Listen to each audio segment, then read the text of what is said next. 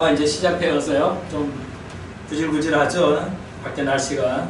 자, 그러나 좀 우리가 집중해 보도록 하겠습니다.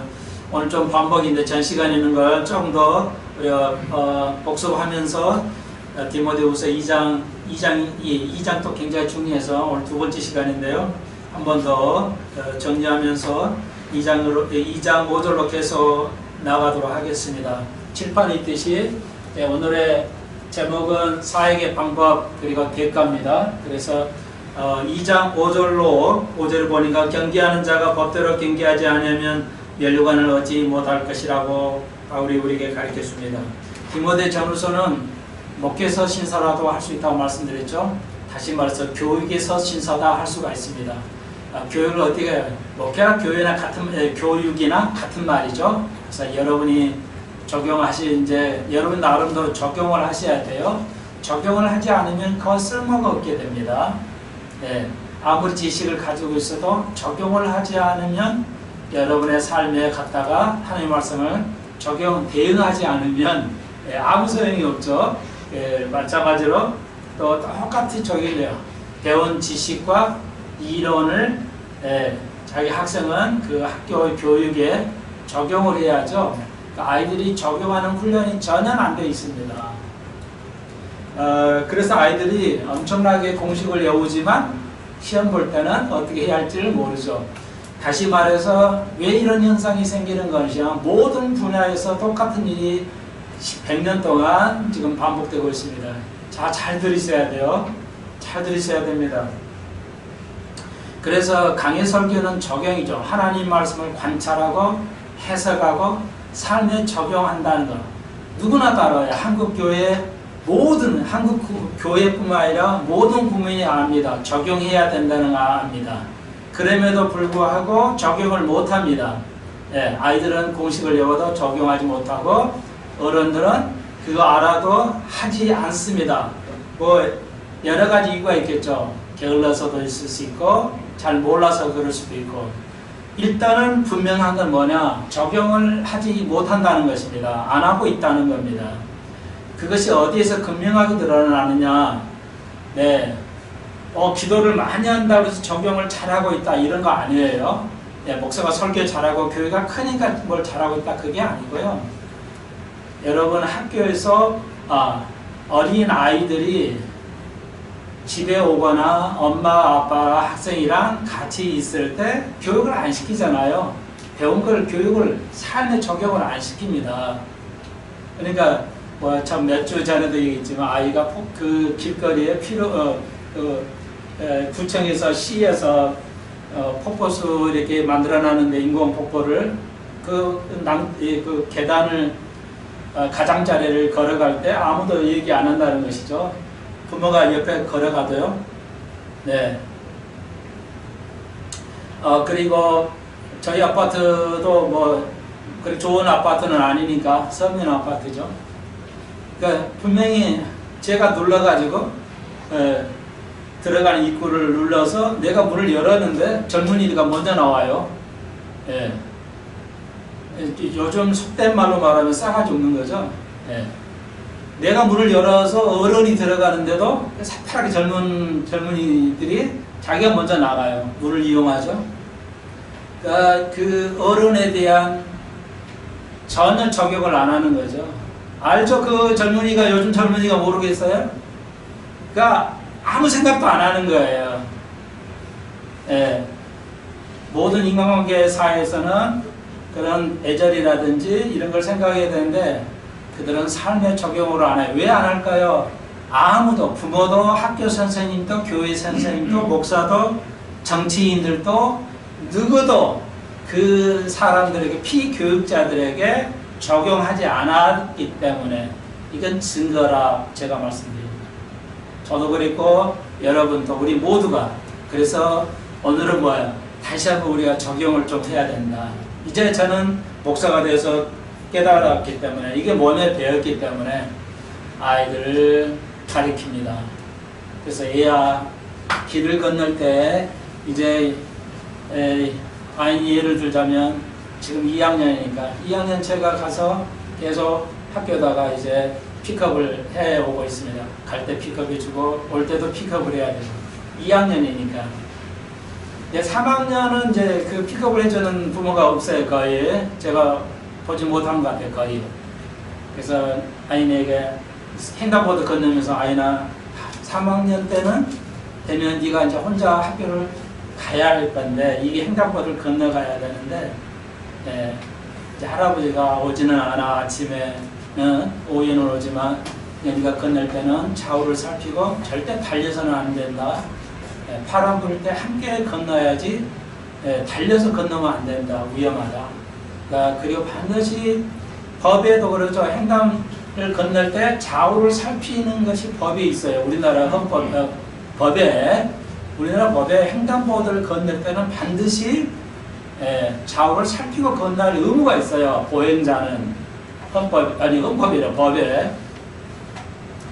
여러분 아시는 분도 있겠지만 거의 모르실 거예요. 안 지키죠. 사고 나면 아이고야 저 나쁜 놈 이러지고 자기는 책임이 없는 것처럼 마치 보행자는 100% 가해자가 100%로 할 수는 없어요. 거의 뭐 어느 정도는 피해자도 잘못이 있거든요. 그래서 아이들에게 예를 들어서 제가 그래서 아이들 얘야 반드시 좌우를 살피고 가야 된다. 기회 있을 때마다 아이들을 가르쳐야 돼. 그랬더니 그럼 집에서 아침에 혼자 있다 가야 돼? 그렇지. 그럼 무서운데요. 정 무섭다면은 할아버지가 1년 더, 3학년 더 오겠지. 와야 되겠구나. 여러분, 살면서 교육을 시켜야 됩니다. 학교에서는 선생이 시키죠. 이론에 대한 것만. 이론에 대한 것만.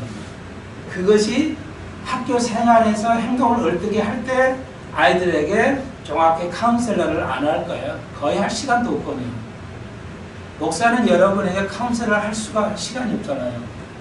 오지도 않고 물어보지도 않고 그래서 설교 시간에 이렇게 할 수밖에 없어요. 저는. 그리고 이제 꼭 필요하면 같이 하고요.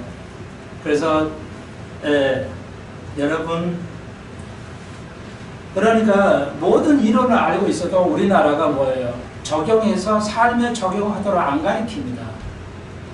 그리고 아이들이 잘못하면 어느 정도 봐서 페널티를 줘야 하는데 저희 알리티언 학교 같은 거는 미국 사람들이 만들어 놓은 모든 커리큘럼이기 때문에 선생이 커리큘럼을 가지고 있어요. 이제 그 커리큘럼을 해야 되는데 굉장히 많은 조항들이 있어요. 일일이 다 해야 됩니다. 그래서 우리나라에 20몇 개의 저희 학교에 같은 계열의 ACE라고 그러는데 그 ACE 학교가 우리나라에 한 30여 개가 있다고 해요. 우리나라에. 그러면 이제 빅터 목사님이 감사하러 가잖아요. 빅터 목사님 또 감사 돼가지고 감사위원회야. 그래서 감사하러 가면은 갔다 오고 그래서 제가 물어봤죠. 가보니까 뭐 어떠냐고. 그래. 어떤 반응을 주냐니까요. 딱 한마디예요.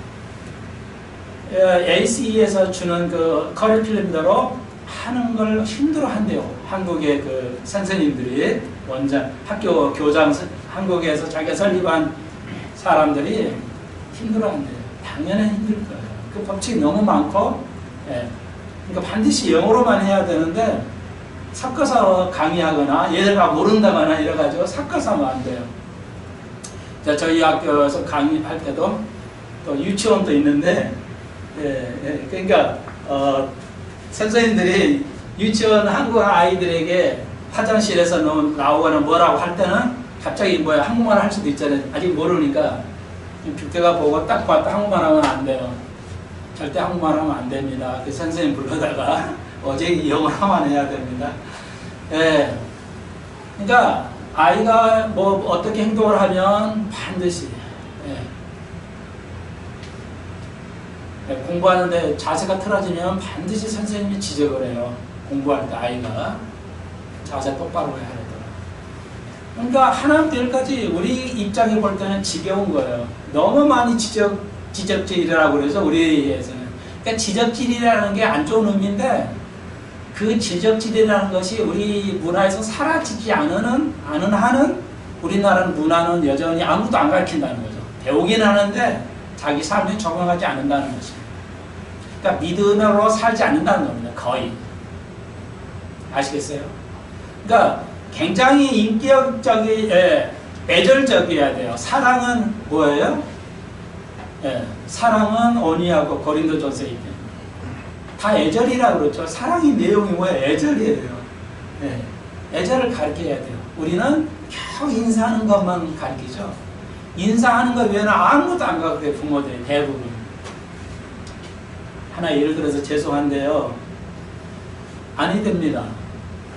그러니까 하나님의 말씀을 우리의 삶에 어떻게 적용하는지를 가르치고 내가 몸소 해야 됩니다. 아이들을 그렇게 가르쳐야 돼요. 전혀 제가 여러분이 다니던 학교 학생이라고 생각을 하시면 좋겠어요. 제가 설교 이렇게 하세요. 이렇게 하면 꼭 반드시 여러분이 삶에서 실천을 하셔야 됩니다.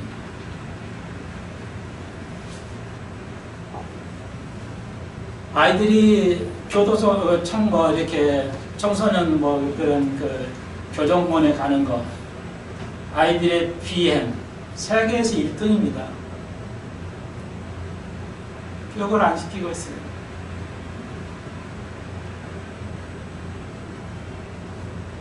네.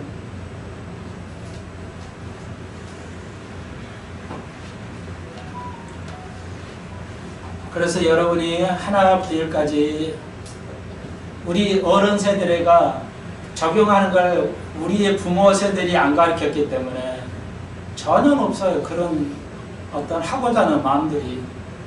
겨우 말하는 교회에 열심히 가라. 그거 정도.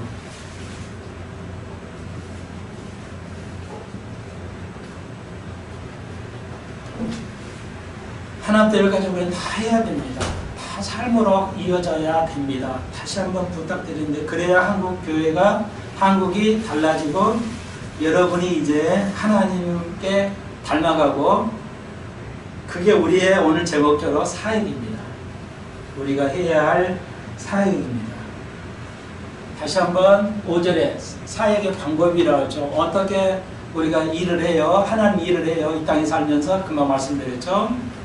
삶에 적용을 해야 됩니다. 성경 하나부터 1까지 생각나는 대로 여러분이 기억하시는 대로 우리의 삶에 적용을 해야 됩니다. 그리고 아이들도 얼마나 좋아요. 아이들에게 가르치기.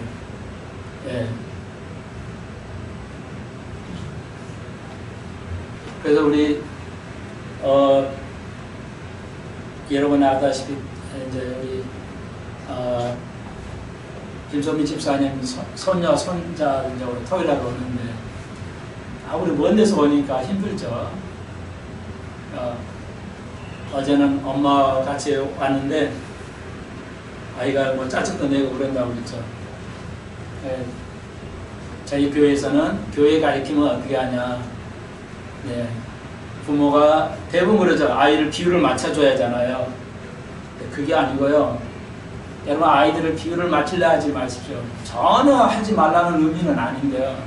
그보다 우선되는 게 뭐냐. 그래서 내가 그랬죠. 우리 교회에서는 아이를 비율을 맞춰야 되겠지만 아이가 짜증내고 여자아이니까 특별히 그렇지만 그보다 더 교회에서 해야 할 일은 이 아이들이 부모에게 순종하는 겁니다. 부모가 이렇게 하라면 아이들이 순종하는 걸 가르쳐야 됩니다. 그 어머니에게 말씀을 드릴 거죠. 또 나도 아이들에게 야 선생님이 하라는 대로 해야지 않겠어? 그게 우선이야. 그게 교육이지 내가 너에게 영어 단어 하나 더 가르쳐주고 수학 공식 하나 가르쳐주는 것이 교육이 아니고 선생님에게 순종하는 거. 그게 진정한 교육이야. 여러분 예를 들은 겁니다. 예를 드는 거예요. 우리는 그렇게 우리의 사역에서 하나님의 사역을 아이들을 통해서 이루어가야 됩니다. 아이들을 비유 맞추려고 하지는 마십시오. 그것보다 항상 뭐야? 부모에게 순종하도록 가르치고 교회에 순종하라고 가르치고 저희 교회가 왜 지금 성가대도 못하고 이럽니까? 정부에 순종하라는 말씀이 있기 때문에 그 옳은 얘기이기 때문에 우리가 힘들지만 자유의 신앙의 자유가 점점 없어져 가고 하는 굉장히 힘든 속에 있지만 우리가 그런 것 자그마한 사소한 것처럼 보이지만 여러분 눈에는 하나님 눈에는 똑같습니다. 그러므로 우리가 작은 거에 믿음에 충실을 하지 않으면 어떻게 큰 것을 우리가 감당할 수 있겠습니까? 여러분에게만 아니라 오늘 이거 듣는 앞으로 들을 많은 인터넷의 사람들에게 더 여러분은 이제 많이 알으시니까 되는데 여러분을 놓고 말씀드려서 죄송한데 아무튼 그래요. 그래서 5절 다시 한번 경계하는 저 법대로 해야 됩니다. 하나님의 법이 뭐예요? 성경 말씀이에요. 여러분이 그걸 여러분의 법대로 해야 돼요. 지키랬으니 지키도록 가르쳐야 됩니다. 그게 전혀 우리나라 이제 그게 없다고 말씀을 드렸고 그러니까 교육이 부재죠. 그래서 이러다 보니까 오늘날 전 세계가요 세상 사람이 이렇게 평가를 합니다. 인지 부조화의 현상이 생겼다 그래요. 미국도 어느 나라도 세계 전체가 동성 결혼 합법화 주장하고 예수 믿는 사람 포함해서 다 이 사람들이요. 그런 예를 들면 그런가. 그리고 전 세계가 미국도 공산화를 주장해요. 미국 국회의원이 민주당 의원이 모태동 사진 걸어놓고 집안에 상상할 수 없는 일들이 벌어지고 있습니다. 왜 이렇게 되냐? 그래서 학자들은 전 세계 인지 부조화 판단을 못한다는 것입니다. 혹은 뒤에 말씀드리면 그 판단력이 아예 그냥 그래서 어떤 물들였다는 거죠. 판단력이 잘못되게 이런 표현을 쓰는데요. 그래서 성경에는 주님께서 마태복음 24장의 마지막 때는 뭐가 있어요? 속지 마라 그랬죠. 그러니까 누가 속이냐? 귀신이 속이고 마귀가 속여요. 그래서 요한계시록에서는 그들은 뭐예요? 유대인들을 향해서 하신 말씀이죠. 그들은 유대인이 아니라 실상은 마귀의 사단의 패라고 그랬죠. 그들은 그 세계를 주름잡는 유대인들을 세계에서 제일 돈 많은 사람들 있죠. 제가 누구라고 말하지 않으냐 아시니까 세계에서 돈 많이 1등, 2등 이런 사람들 그 사람들은 마귀 숭배자들이에요. 여러분 잘 모르시겠지만 마귀 숭배자들이에요. 우리는 지금 그들과 싸워야 됩니다. 왜? 그들의 정치가 달라서 싸우는 게 아니라 사단의 회기 때문에 싸워야 돼요. 우리 교회가 정치를 원하지 않습니다. 그런데 지금 왜 우리가 싸워야 되냐? 이 현실에 싸워야 되냐? 지금 현실은 우파도 아니고 좌파도 아니고 뭐예요? 그런 사회주의죠. 공산주의, 그러니까 전체주의로 가고 있기 때문에 그것은 뭐냐? 반기독교적이에요. 사단이 움직이기, 사단이 속이기 때문에 그래요. 그래서 다들 속아 있어요.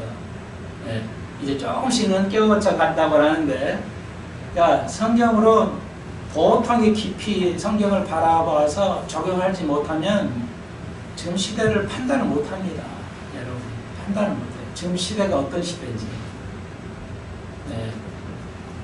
민주화로 가고 있는지 복제화로 가고 있는지는 안 보여요. 몰라요. 판단을 못하죠. 여러분 그래서 다시 한번요. 하나님의 여기 5절에 경계하는 그 법대로 해야 돼요. 하나님의 법이 뭐예요? 금방 말씀드렸듯이 하나님의 말씀을 삶에 적용해서 시켜야 돼요. 나도 또 자녀들도. 그 다음에 여러분 해당이 좀 덜 되지만 특히 한국교회 목회자에게 오늘 이 메시지를 통해서 주신 말씀입니다. 목회는 하나님의 방법으로 해야 됩니다. 하나님의 방법. 한국교회가 거의 하나님의 방법으로 안 해요. 오늘 처음으로 10년 전에 10여 년 전에 우리가 그 수건 있죠. 여러분 가지고 계시나 모르겠지만 우리도 천국 잔치 초청 있었죠. 천국 잔치 해가지고 초청 있잖아요. 많이 오셨잖아요. 그 잔치를 해서 이렇게 천국대잔치에서 초청해서 많은 사람 구원을 하려고 했는데 하는 그 과정에서 딱 보니까요. 제가 좀 무리가 있었다는 걸 느꼈어요. 그게 뭐냐면 그러니까 초청잔치를 하니까 고뇌에서 그냥 우리 교회 꼭 한번 오세요 이렇게 하면 되는데 그냥 다른 사람 좀 입장도 있고 자기 입장도 있어서 그냥 좀 굉장히 강압적으로 그냥 의미 없게 그냥 모시고들 오시는 게 보였어요. 제 눈에. 이거 하나의 방법이 아니네. 그래서 저는 10년 동안 이거 한 번 하고 그 다음에는 그 초청 잔치 같은 거 그런 걸 안 해버렸습니다. 좀 안 하고 있습니다. 여러분들 그 당시는 잘 이해하지 못했고 성경을 권해서 오면 되는데 다른 교회는 어떻게 해요? 뭐 붕괴 한다고 뭐 천국 잔치 한다고 저도 수정교회 그 성결교회 있을 때요. 그 목사님이 그거 1년에 2번인가 해요. 전파 후반부 붕괴를 하는데 어떻게 하냐? 장로는 20명씩인가 뭐 정확하지는 않아요. 숫자는. 장로는 20명씩 무조건 초청하는 거. 목사는 뭐 30명인가 50명 하고. 그러니까 이게 하나의 방법이 아니거든요. 20명을 어떻게 채워요? 올 수도 있고 안 올 수도 있잖아요. 복음을 전하지만 우리 교회 한 꼭 아홉 주십시오 이러면 되는데 돈 주고 오게 하고 뭐 이런 식이었어요. 완전히 하나님의 방법이 벗어납니다. 교인이 오겠죠. 많이 오겠죠. 그리고 등록한 사람은 거의 별로 없고요. 그 목사님은 몰라요. 하나님의 방법으로 목회해야 되는지를 아예 몰라요. 왜? 배워본 적이 없으니까. 왜? 신학 교수들이 그런 거 아무것도 모르니까.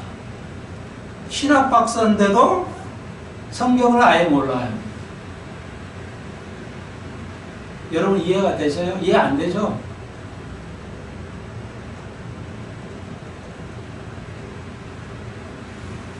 그게 현실이에요. 신학 박사여도 여러분 박사니까 공부를 잘할 거라고 생각하시는데 좀 이번까지는 너무 길어지는데 박사는 하고 싶은 거 그 분야 하나를 하는 겁니다. 의학 박사는 그 분야 하나만 아는 거지. 박사 정도 수준은. 의학의 모든 분야를 알 수 있는 건 불가능합니다. 신학자도 누구를 그러니까 여러분 아무튼 그럴 수 있어요.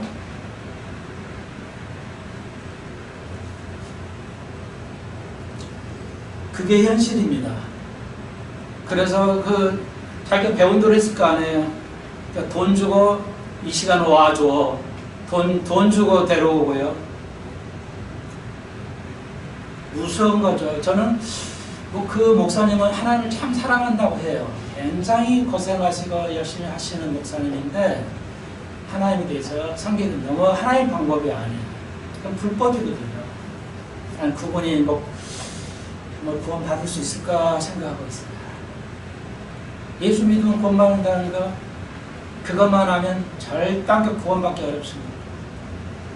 성경 전체를 이해하지 않은 한 구원받기 힘들어요. 그렇게 주를 위해서 열심히 한다는데 그래서 디모데후서 2장이 중요하다고 지금 다시 한번 배우는 거예요. 목회자가 하나님의 성경이 있듯이 사역을 방법을 구사하면 안 돼요. 법대로 하지 않으면 뭐예요? 멸류관을 올 수도 없다는 겁니다.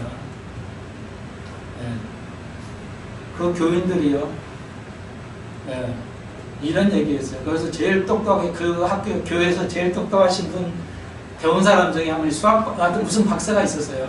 그분도 저기 남성계에 있었어요. 제가 남성계에서 잠깐 성경 공부도 할 때 그분도 잘 들으셨는데 그분이 나한테 그러대요. 집사님 나 그때 지휘자였으니까 지휘자 집사님 우리 교회에서 구원받을 사람이 딱 두 사람 있는 것 같아요. 그래서 누구는 목사님하고 나 손집사 두 사람은 구원받을 것 같아요.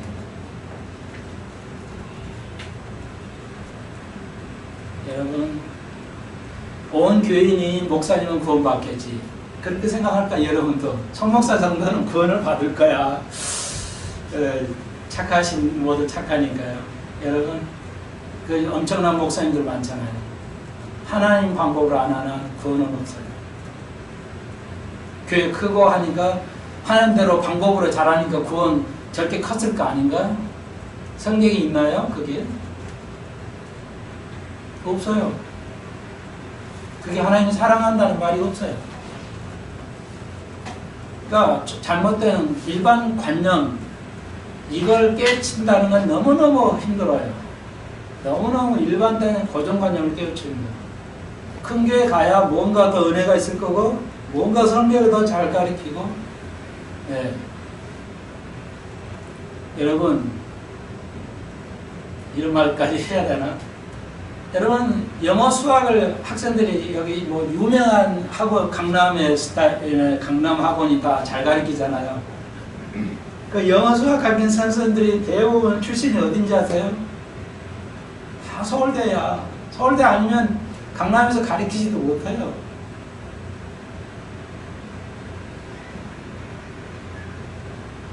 그게 수학여가 다 잘해서 강남이 제일 잘합니까? 강남에 있는 아이들이 제일 잘해요. 공부 제일 잘하냐고요. 그렇지 않잖아요. 네. 전혀 안 되잖아요.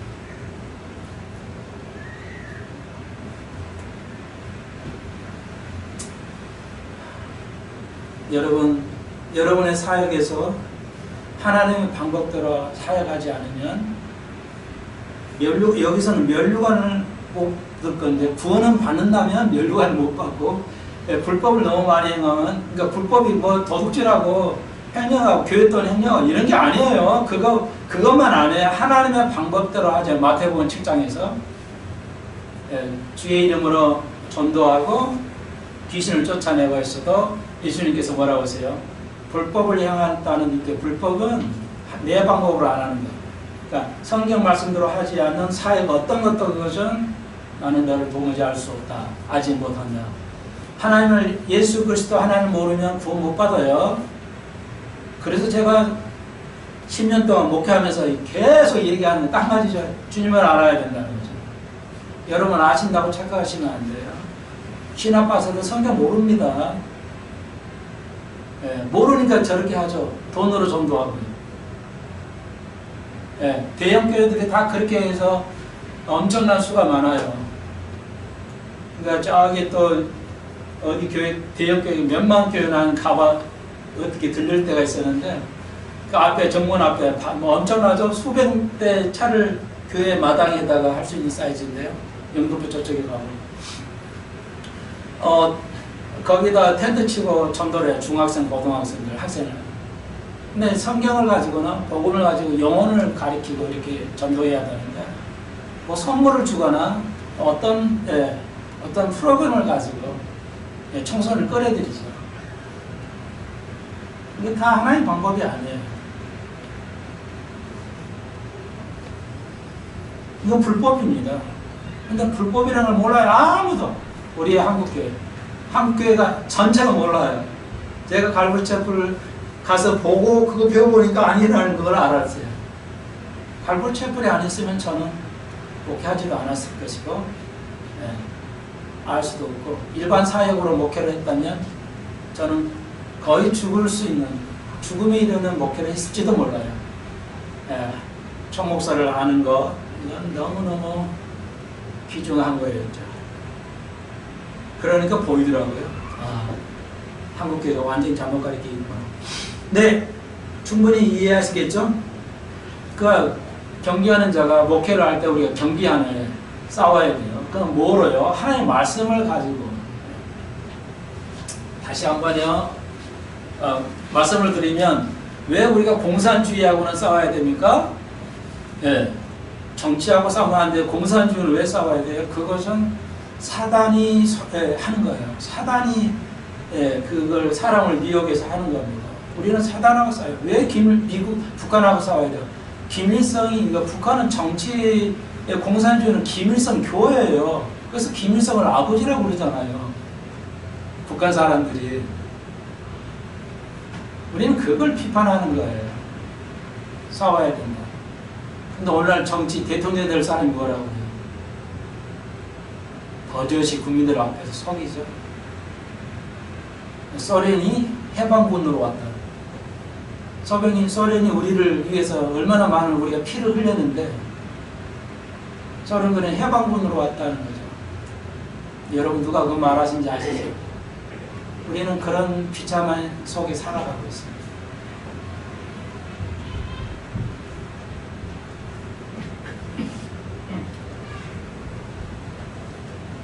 깨어 있어야 돼요. 6절입니다. 수고하는 농부가 곡식을 먼저 빠는 것이 마땅하다. 자, 여기 칠판에 있듯이 6절은 사역의 대가입니다. 하나님 우리를 시킬 때, 일을 시킬 때, 일꾼을 시킬 때 거절시키는 거 아니에요. 네, 반드시 대가가 있어요. 그게 성경 전체가 얘기하는 거예요. 우리가 한 만큼, 그러니까 우리가 주를 위해서 얼만큼 희생하냐가 아니고, 잘 들으세요. 내가 하나님과 얼마나 아는 것인가, 내가 하나님을 얼마나 닮아가는 거냐의 그 기준 하에서 멸류관을 배분받습니다. 상급을 배분받습니다.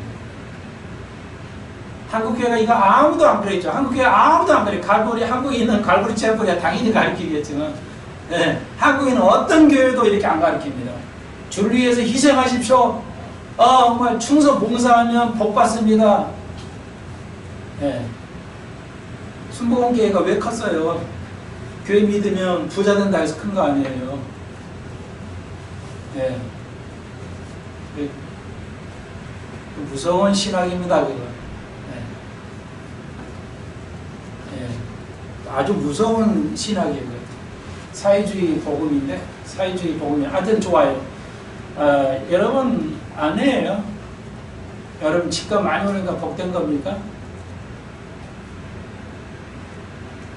집값만 많이 올랐으면 복된 건데, 여러분은 20평은 30평으로 가고 싶은 것이 인간의 욕구잖아요. 한국 추구할 권리가 있는 거예요. 근데 20평은 20만원, 2억 올랐으면 30만원, 3억 올랐다 해봐요. 20평에서 30억 못 가잖아요. 아무 소용이 없는 거죠. 아시잖아요. 집이 막 세 채, 네 채 있으면 좋겠지만, 예, 우리가 없든지 한 채나 가지고 있는데, 한 채가 아무리 올랐어도, 예, 좀 더 크게 가려면 그쪽은 상대하고 너무 올라있기 때문에, 복이 아니죠. 집값 오른 게 복이 아닙니다. 그렇다고 불행도 아니지만, 오른 건 오른 거, 내리면 내린 걸 뿐이에요. 우리는 그런 데 관심 있지 않아요. 우리는 다음에 오를 멸류관을 관심을 둬요. 여러분 입에서 그게 관심이어야지. 집 몇 평 올라갔다, 이게 여러분의 주제가 되면 안 됩니다. 여러분의 대화의 주제가 되면 이거는 영적으로 우리가 퇴보하는 거예요.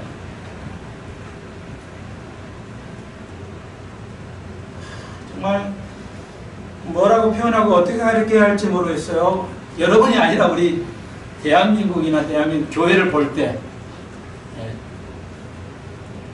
얘기해요. 우리의 대화에서 대화할 수 있어요. 그러나 중심은 뭐예요? 내가 다음의 세대에서 우리가 멸류관을 얻는 거냐 못 얻냐에 관심을 둬야지, 왜 이 땅에서 잠깐, 아침 이슬과 같이 잠깐 시대에서 우리가 거기에 초점을 두느냐. 대화할 수 있어요. 얼마든지 해야 되겠죠. 필요에 따라서 해야 되죠. 그렇지만 그게 중심에는 아닌다. 그렇지만 그 말을 해도 뭐예요? 우리가 멸류관을 얻을 거에 대해서는 아무도 얘기 안 한다. 이게 대한민국 교인들이. 천국만 가면 되는 줄 알아요. 그건 이단 사상이에요. 다 그 하늘나라에서 어떻게 멸류관 얻는 걸 논의해야지. 예수 믿고 천당 가시면 이게 한국 교 목사의 설교잖아요. 그거 빼는 거 없잖아요. 그건 이단 개념이라니까요. 다른 종교도 한다니까요. 우리 기독교는 뭐예요?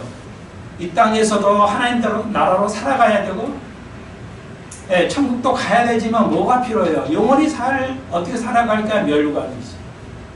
그리스도 닮아가야 돼요.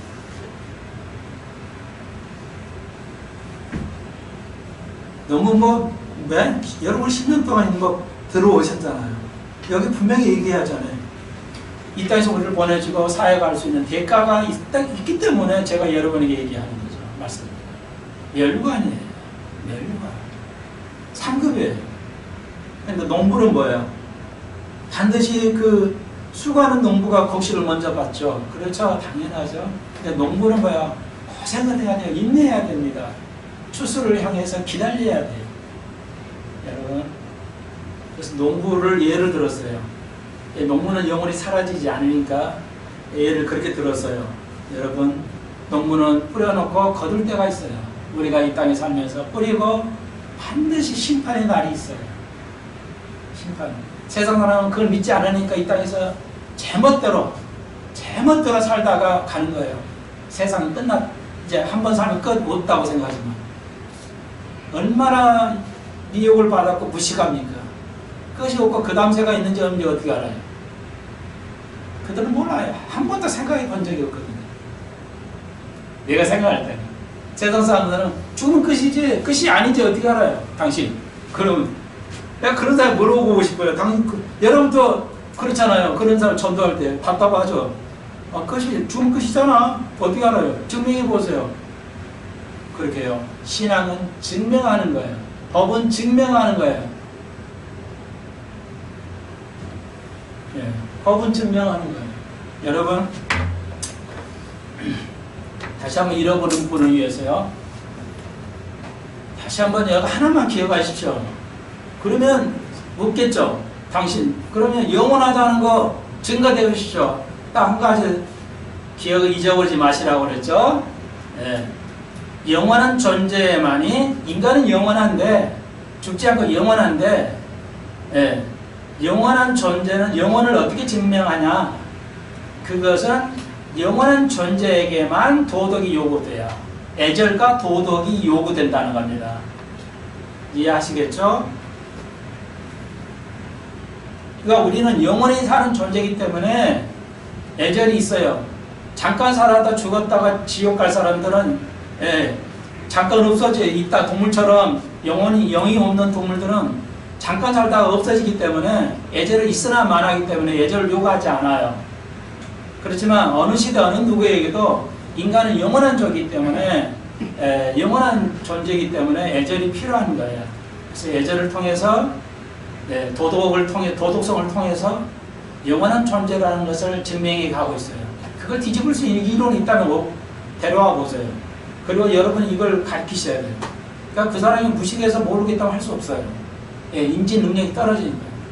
지금 마지막 때는 가장 심각한 게 뭐냐면 인지 능력을, 그 판단의 능력을 떨어뜨려요. 누가 마귀가. 배운 사람이 아니어도 소용없어요. 박사, 서울대 박박사에도 소용없어요. 모르거든요. 몰라야 진리를 판단해야 할 능력이 떨어지는 거예요. 성경을 보면 모든 분야를 판단할 수 있게. 그게 뭐예요? 기독교 본질이에요. 기독교 본질은 뭐에서 전 시간 배웠죠? 분별하는 거예요. 여기도 나와 있잖아요. 디모데후서 2장 15절에 진리의 말씀을 옮겨 분별하는 거예요. 그게 기독교가 해줘야 할 일이에요. 모든 걸 분별해야 돼요. 못하잖아요. 안 해주잖아요. 목사가 공부를 안 해요. 왜? 자기 자신을 15절 마지막에 인정된 자로, 하나님 일꾼을 인정된 자로 자신을 하나님께 앞에 드리기를 힘쓰라고 했어요. 힘쓰라. 고생해라 이거예요.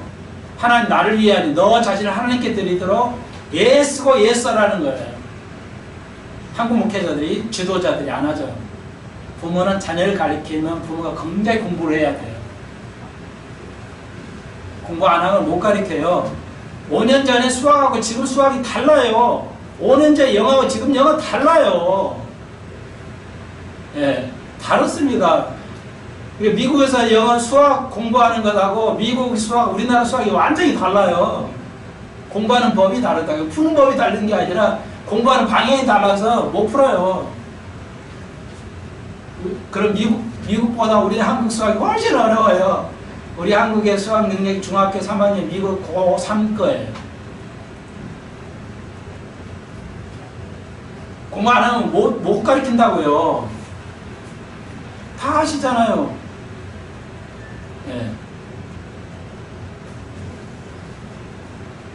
목사들이 공부 안 해요. 가난한 목사들이 공부 안 하죠. 교회 일은 바쁘니까 공부 안 해요. 교회가 커봐야 목사가 주례만 서도 얼마나 바쁜데요. 주례만 해도요. 그래서 뭐예요? 8절에 뭐라고 그랬어요? 나의 복음같이 다시를 죽은 자 가운데서 살으신 다시 예수 그리스도를 기억하라. 왜 예수 그리스도를 기억하라 그러지 아십니까? 네가 이 사역에 빠지면 안 되기 때문에 그래요. 사역에 빠지면 안 돼. 사역의 중심을 두면 안 돼. 나를 중심을 둬야 돼. 세상의 중심을, 네가 일하는 거 중심은 돼야 안 돼. 한국 교회들은 뭐야? 목사님들은 주일을 해요. 막 전도하고 기도하고 막 여러 일을 해요. 하나님 가만히 계세요. 내가 주님을 위해서 다 대신 내가 다 해드릴게요. 그러니까 하나님은 얘야. 너하고 나하고 교제를 원해 나는. 그런데 뭐야? 목사들은 그냥 주의 일에 바빠. 그게 오늘의 모습이에요. 좀 이해되시나요? 여러분의 입장으로 설명을 해드리면 이거예요. 여러분이 금방 영어 수학을 가르쳐야 되는데 내가 20년, 50년 전에 배웠던 거 가지고 자기 자신을 하나님께 드릴 노력을 안 하고 애들 가르치면 옛날 거 20년, 50년 정도 가르쳐봐요. 지금 시대가 어느 시대인데 쓸모없는 지식이라고요. 그럼 그걸 가르치고 있다고요.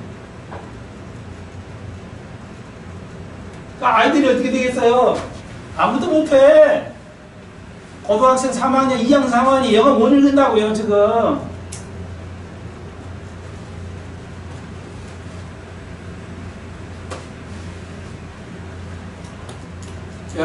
여러분이 일에 빠지시면 안 돼요. 네. 일보다 뭐가 어때요? 내가 하나님 자신에게 드리는 거, 내 자신을 하나님에게 드리는 게 더 우선해요.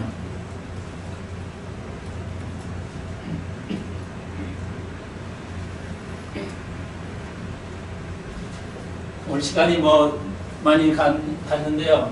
여러분 이해하시겠죠? 예. 이건 실제로 공부하는 비법이라고 그랬죠? 예. 인내하고 열심히 읽으시고 공부하시면 다 알아돼요. 예.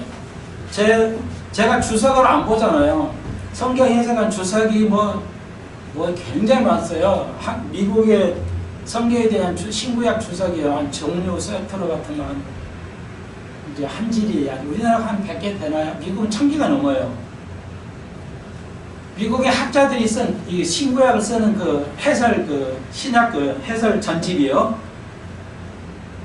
신학자들이 어마어마하니까 그거 다 사서 봐도 몇만 권이야, 10만 권이 넘어요. 다 평생 읽어도 못 읽어요.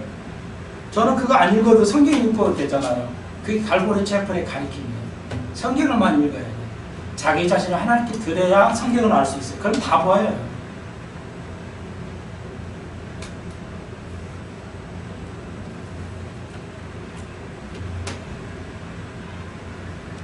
이거 아주 중요한 거예요. 그래서 뭐예요? 7절이 모든 공부의 비법이에요. 계속 생각하면 생각하고 또 생각. 왜 그렇게 될까? 왜 그렇게 될까? 8절이 왜 그리스도를 기억하라고 했을까요? 다 아는 말인데 예수를 기억 못해요? 다 아는데 디모데가 다 아는데 몰라? 근데 왜 바울이 디모데에게 예수를 기억하라고 했을까요? 네가 하는 일에 빠지면 안 된다 이거야. 사역에 빠지면 안 돼요. 굉장히 여러분은 왜 교회 열심히 안 나와요? 다른 일에 빠지니까 그래요. 골프에 빠지거나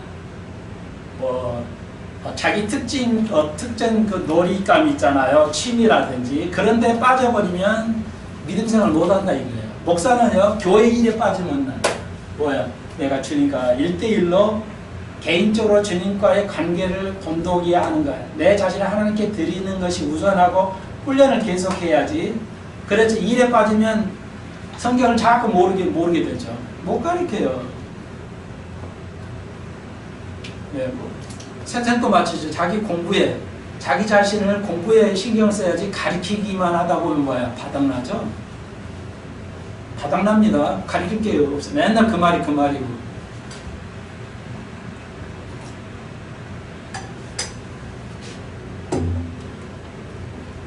그 말 이해하시겠죠? 왜 8절에서 예수 그리스도를 기억하라는 것이 자기 사역에 빠지시면 안 돼요. 그러니까 정확하게 제가 여러분이 가르쳐 드립니다. 그 미세한 차이를 여러분이 정확히 인지하셔야 돼요. 배우셔야 돼요. 알아주셔야 돼요. 그렇게 안 하면 큰일 납니다.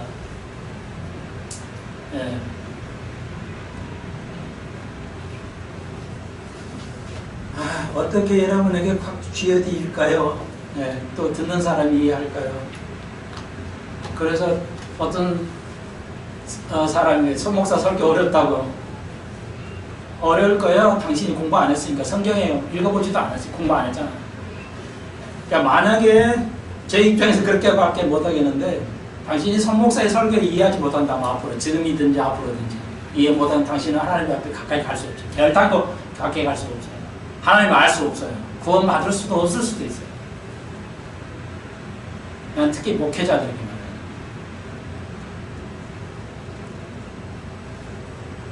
마지막 때, 다시 한번 마지막 때는 사단들이 이 선악을 구별 못하도록 그냥 만들어버렸어요. 그 우리나라 그 똑똑한 사람들이에요. 이재명 같은 신부는 어때요? 꼭 법학 공부해서 변호사가 되잖아요. 그렇게 똑똑한데 뭐예요? 진리를 모르잖아요. 진리를. 객관적으로요. 소련이 해방을 왔어요. 우리를 죽이러 왔어요. 와서 죽였잖아요. 사실과 반대로 얘기하죠. 제가 그 사람을 미워서 그래요? 여러분이 그 사람 싫어한 마음이다. 여러분 그렇게 생각하면 여러분 생각은 절대 판단이 잘못된 겁니다. 나는 진리를 얘기하는 거예요. 진리.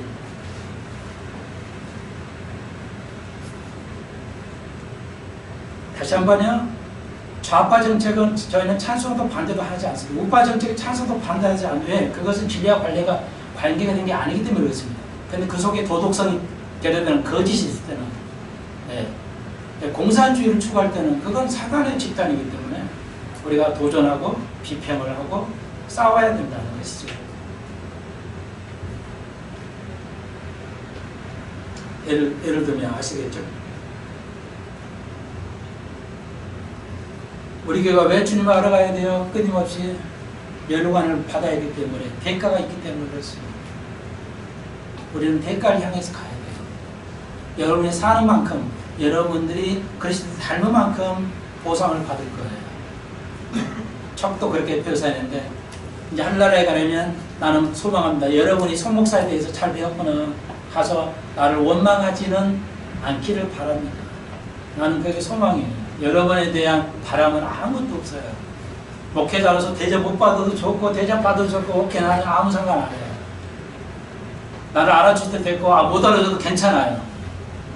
저희의 바람은 한날에 면류관을 이제 계산할 때가 올 텐데, 그 계산할 때에 손 목사가 이거 못 가르쳤네, 저건 자기 이거 못 가르쳤네, 그 비평 비난, 그건 안 받고 싶어요. 목사님이 잘 가르쳐 줬고, 내가 왜 그 말을 그렇게 하는지를 몰랐는데 이제 알겠네.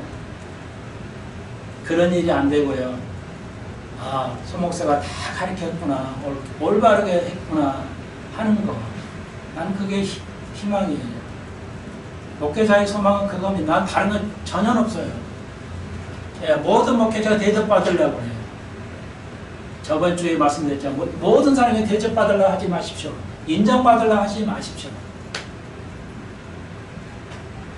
우리는 참 기독교는 그렇게 사는 게 아니에요. 좋게 건강하게 살아서 남에게 대접하고 사는, 그거 아니고요. 하나님 인정받아야 돼요. 하나님께. 그래서 이제 면류관을 배분할 때 다시 한번 나는 그 확신을 가지고 있습니다. 성경을 제대로 가리되 알든 모르든 관심이 있든 나를 공격하든 이해하지 못하든 나는 하나님 앞에 그대로 누구를 기쁘게 해요? 이 4절에 나를 군사로 모집한 그 분, 예수 그리스도, 그분을 기쁘게 할 뿐이에요. 그분을 기쁘게 할 뿐이에요. 모든 목회자가 우리들이 그래야 됩니다. 예수 그리스도를 기쁘게 할 일만 해야 돼요. 그럴 때 우리의 기쁨이 있게 됩니다.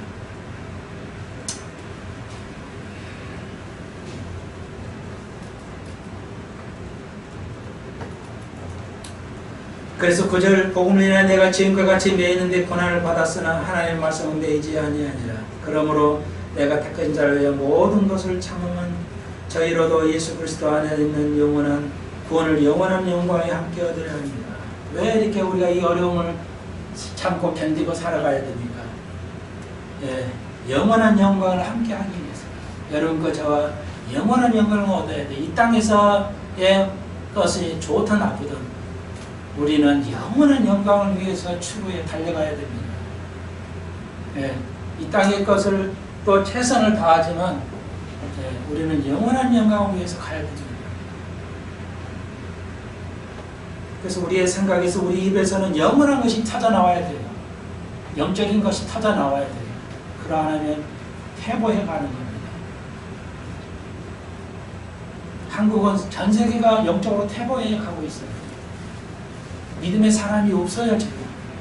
어떤 조사에 보면 한국교회 목사 70%, 80%가 좌파래요.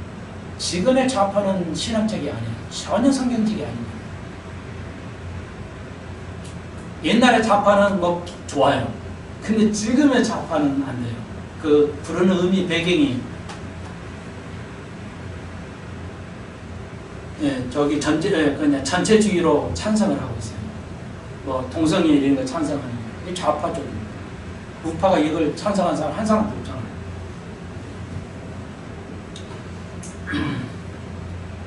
네, 그래서 조금만 더 정리를 가봅시다. 그래서 11절에 믿고다 이 말이에요. 믿을 수 있다 이 말이에요. 여기서 11절에 있죠. 사역의 자격입니다. 사역자의 여러분과 저의 자격. 자, 보십시다. 믿을 만하다 이게 뭐예요? 우리가 주와 함께 죽었으면 또한 함께 살 것이다. 너무나 바울의 딱 요 한마디 바울의 철학 이거 하나죠. 바울의 신앙 이거 하나예요. 내가 그리스도에서 그리스도와 함께 죽었고 그리스도와 함께 살았다는 거죠. 그게 성경의 대주제입니다. 사역자의 대주제는 배운 것도 아니에요. 돈을 가지고 있는 것도 아니고요. 그거 뭐예요? 주와 함께 죽고 주와 함께 사는 겁니다. 이게 사역자의 목사의 자격이에요. 여러분의 자격이에요. 요즘 장로는 뭐야? 교회가 돈 내놔야만 자격이 되잖아요. 나는 우리 젊은이들이 다 저희 교회 장로가 되기를 기도하고 있습니다. 다 장로감이야 우리 교인들 남자 지금 청년들 보면. 이 교회를 기둥돼서 잘 목회자가 안 나오면 다 장로 되셔서 교회에 기둥돼서 해야 할 사람이라고 보는데 그 자격이 뭐예요? 돈 내는 게 아니고요. 주와 함께 죽고 주와 함께 사는 겁니다.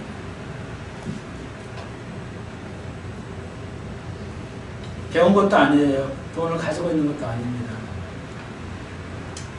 그게 사역자의 여러분과 저의 자격입니다.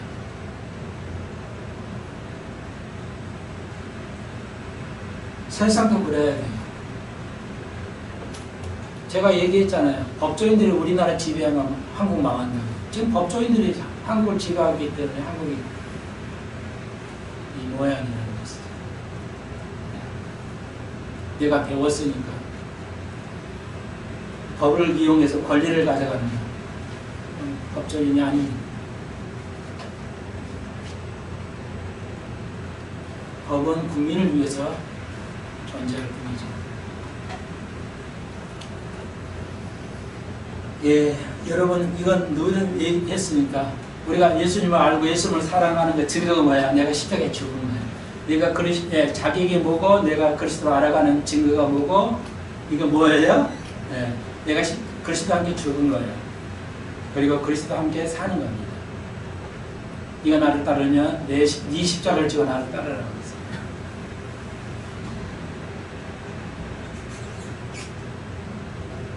여기 보십시오. 12절. 얘가 그렇게 잘 목회를 성공하면 뭐야? 또한 하나 함께 왕노를 할 것이라고 그랬어요? 그렇지 않았죠. 참으면 네가 이걸 인내하고 끊임없이 목회를 성취하고 승리하는게 아니라 이 모든 것을 이해하고 참고 견디면 이 땅에 대가가 오는데 어떤 대가? 이 땅에서는 함께 왕노를 합니다. 휴가가 없다는 목회자들이요. 이게 됩니까? 말이 말씀드렸죠? 전 시간에.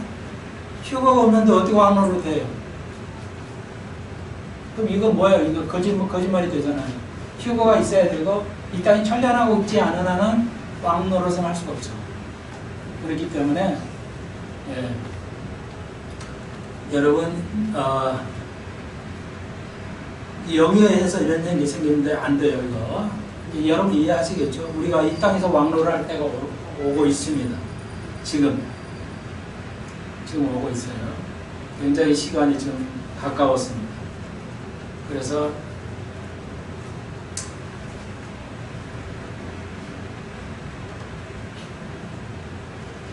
그래서 13절 우리는 미쁨이 없을지라도 우리는 하나님 앞에 신뢰하는 삶을 살지 않는다는 것이죠. 바울이 우리는 하나님 앞에 그 신뢰받을 만한 삶을 살지 못하지만 주는 일양 미쁘시니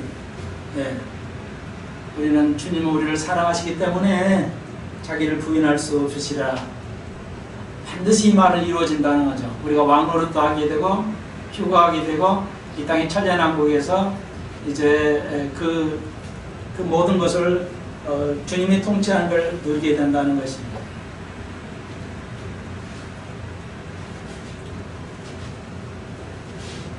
마지막으로 하나의 요한복음 마지막 21장에서 예수님께서 베드로를 그랬죠. 자기를 배반한 베드로가 사회로 다시 나갔죠. 세상으로 가서 어부 다시 할 때 예수님께서 부르셨죠. 그리고 조반 후에 이제 예수님께서 베드로야 네가 나를 사랑하냐 내 사랑하냐 할 때 예수님께서는 그 사랑이라는 단어가 헬라에서 네 가지가 있는데 네 가지의 사랑이 있어요. 영어는 love는 하나밖에 없고 우리도 사랑. 근데 원어에서는 헬라어에서는 네 가지 단어가 있어서 사랑이라는 게 우리말도 영어에서는 표현할 길이 없는데요. 하여튼 그래서 예수님께서 필레오, 이 형제 사랑이에요. 친구 간의 사랑을 필레오라고 그러는데 예수님께서 세 번 부르셨죠. 아마 3번 베드로가 배반했기 때문에 예수님께서 3번 부르셨던 것 같아요. 그래서 예수님께서 네가 나를 사랑할 때 2번은 뭐냐면 아가페로 사랑하냐고 그랬어요. 네가 나를 아가페 할 수 있냐? 아가페로 사랑할 수 있고 네 양떼를 아가페로 사랑할 수 있냐 물으셨어요. 베드로는 2번은 계속해서 2번 아가페로 물으셨는데 베드로는 2번 다 필요. 내가 형제 사랑할 수 있습니다. 기다렸어요. 그래서 마지막 때 예수님께서 수준을 낮추셨죠. 그럼 네가 필요로 나를 사랑하고 양떼를 사랑할 수 있겠냐? 네, 필요로 하겠다 하셨어요. 하나님 우리에 낮추셨습니다. 베드로를 나무래지는 않았지만 낮추셨어요. 하나님을 요구하시는 것은 아가페였죠. 무조건적인 사랑. 여러분 하나님 예수님 우리에게 요구하시는 것은 아가페입니다. 시간 나만큼 했으니까 나도 걔만큼 해. 그거 말고요. 걔가 했든 안 했든 우리는 모든 양떼들에게 여러분의 양떼들에게 조건 없이 사랑해야 됩니다. 그게 예수님께서 베드로에게 마지막 부탁하신 말씀이죠. 이 말은 베드로는 양떼를 그렇게 많이 사랑하지는 않았다는 겁니다. 진정한 거예요. 자기를 아무도 그게 십자가를 주는 거죠. 나에는 이득이 없어도 자녀들에게 양떼들에게 자기 자신을 놓아드리는 것. 그걸 해야 된다는 것입니다. 그래 하지 않을 때 베드로는 걱정에 휩싸였죠. 하나님이 우리에게 요구하시는 만큼 우리가 최선을 다할 때 우리에게 보상이 따른다는 겁니다. 여러분 이를 위해서 달려가십시오. 기도드립시다. 주님, 여러 가지 코로나 바이러스 때문에 고생을 당하고 하나님의 말씀이 멀어져가고 배울 기회가 없어지고 시대는 악해지고 신앙의 자유도 줄어들고 갖가지 어려움 속에 살아가고 있습니다. 하나님, 그러나 우리가 주님의 방법으로 영원한 영광과 멸관 위에서 달려갈 수 있게 해 주옵소서. 이 땅에 소망을 두지 말게 하시고 우리가 이 땅의 것을 이야기하지 않게 하고 영원한 영광을 이야기하는 아름다운 영적인 사람들이 다 되게 하여 주옵소서. 예수님의 이름으로 기도합니다. 아멘.